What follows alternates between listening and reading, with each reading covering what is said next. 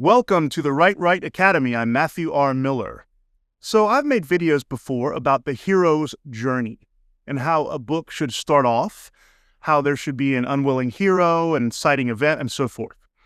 Let's talk in a little more detail about how to end your book. Now, the hero's journey is not the only way and the only plot structure for a book, but it's a great one, okay, and I highly recommend it. But what do you do when you end it? A lot of writers have this question. How do I finish my book? I've written, I have the middle, and now I've got to come up with something great for the end. It can seem exhausting, but here's some easy, basic principles to think about as you finish your book on how to do it. Okay, so let's talk about 4 things that a good ending should have. First of all, it should resolve the main book's plot and conflict. Whatever your characters have been going through or working towards, or trying to avoid, whatever they're doing, whatever their goal is, the ending should resolve that goal. Boom. The goal has been accomplished or not, but it's finished. Second, an ending should have transformation. And I've talked about this before too. A good, complex character needs to transform over the length of the story of the book. So the character should not in the end be the same character that they were in the beginning. And this goes for all your characters, really, but mostly the main characters. But they should change. They should have learned things. They should have become better or worse, depending on where you're going with your book. So there needs to be transformation. Third, there should be a point around your ending or as you're ending the book where the reader's not sure if the character is really going to make it or not. Okay? So, and it doesn't have to mean necessarily they don't know if the character is going to live or die, although that's certainly a possibility. It's when you're not sure if the character is, going to succeed in that character's goal. There should be some ambiguity about that. Make it suspenseful. Make it, edge of your seat, nail-biting suspense. That's a great ending. And then number 4, your ending should have something that's a little surprising. Your ending it doesn't have to be a plot twist, but it can be. But it should have something that is, not just exactly what the reader predicted, because that's not entertaining, because there's no reason for the reader to keep reading if they already know exactly what's going to happen. There should be something unpredictable, something surprising, something unexpected about the ending. Now, here are some tips on how to do that. First thing, I've often made the case that you should start with your ending. If you're not sure how to proceed in your book or how to build up tension, foreshadowing, not sure how to draw a conclusion, start with your ending. And you don't necessarily have to write the ending first, but have it in your mind. How do I want this story to end? So you know the plot, basically, you know the characters, you know the setting, you know what your story is going to be about.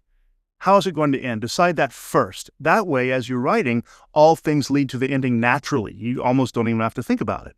So this is a great thing to do, is start with the end. Next, build up tension, kind of like I said. You need to make it really suspenseful. You need to make the main character, the protagonist, fail more than once. And then when they get to the big showdown, whatever that may be, you need to make it unsure if they're going to succeed. In fact, let's say it's a stereotypical fight with a monster or something. You need to give the monster the upper hand for a while. And only then at the end does the protagonist, come through.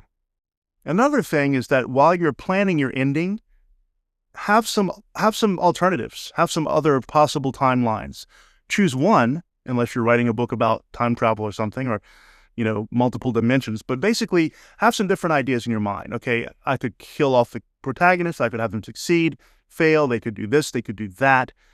Play around with that. But once you're ready to start writing the book, decide on one and stick with it. Another good idea is to leave some openings for the reader to think about, to interpret.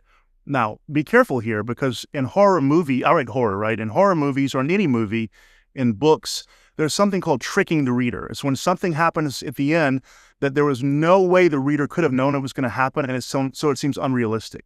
For example, let's say that your main character turns out to be the killer, I don't know, in some kind of a thriller, murder mystery. All right, well, you have to plant seeds of that, okay, throughout the book, or else you're going to get to the end, they're going to be like, wait, what? That doesn't make sense. In fact, I remember reading one of the books of a very famous murder mystery thriller writer. I won't mention their name because I'm not trying to, badmouth him. But when I got to the end, it turns out the killer was just some random guy at the office, and they'd never really been talked about during the book. And it was so disappointing. Like, huh? Who is that guy? And, it's surprising because this is a big name writer of mysteries. So yeah, you need to have some openings, but don't trick the audience. Leave some things for them to think about, but plant clues. Or if you want them to come to a conclusion or just to be open, you need to plant clues throughout the story so that there is something for the character to work with. Have you ever walked out of a movie and been talking to your friends and I thought this, I don't know, I think maybe this was this. Isn't that a great feeling? That's what you want to invoke in your viewer or your reader. You want them to have possible interpretations that are different, but each one should have some kind of supporting evidence. If any part of the book should be emotional, it should be the ending, because it's the big climax, the grand finale, right? You want it to be, wow. You want the reader to say, wow. I don't know if you've ever been fortunate enough to see a musical or an opera, but if it's really well done, you walk out of there like transformed as a new person. This applies to movies too, I suppose. But you need to make it emotional. I have some other videos about how to draw your readers in and connect with your readers emotionally, but you want to do that in the end. And maybe the most important tip of all is make sure the ending finishes the story. What do I mean? Every story is going to have a plot, a main plot, subplots, loose ends, things to tie up. You want that to all come together in the end. That's not to say you can't have a cliffhanger or something for the reader to interpret, but you want to basically end the story. You don't want to leave it so that the reader's like, wait, that's not the ending. Am I missing something? Did this book, is there a second volume I didn't know about? Now, if you're writing a series of books, while you want to keep some things open for the series, each book should have its own ending that resolves that book's plot. So you need to resolve these plots. You need to tie them up, in a sense, in the end. So let's think about an example, okay, on the tips I gave you. And I'm going to refer to the Harry Potter series because it's something a lot of people know. All right. Did it provide resolution in the end? Yes. Voldemort, the bad guy, stopped. It turns out Snape was the hero. Harry and Ron marry. They're Hermione and Ginny, and everyone is kind of a happy ending, but Harry had to go through some stuff first, right? Is Harry transformed? Yes. Think about it. He was first a shy little boy who didn't know anything. At the end, he's an Auror, and he has defeated Lord Voldemort, and now he's kind of become wiser and transformed. Is it suspenseful? Heck yeah. You have Snape killing Dumbledore. You have Harry kind of dying. You have this big fight, the Battle of Hogwarts. It's absolutely suspenseful. Is it surprising? Yeah. Harry dies, but he comes back. And in doing so, that's definitely surprising. I thought before he's coming back, you read it, you think, wow, really? She killed Harry off? And room for interpretation, absolutely. Some people wonder, was Harry himself a Horcrux? I think maybe he was. Or was he just somehow a reflection of Voldemort? There's a lot of interpretation, but there's plenty in the series to base your theories on. Okay? And does the ending evoke emotions? I think so. If you're invested in the story, you have battles, you have death, you have deception, you have Snape basically being a traitor to Voldemort the whole time. Does the ending resolve the storyline? Yeah. Right? Voldemort's dead. Everyone's happy. Okay, done.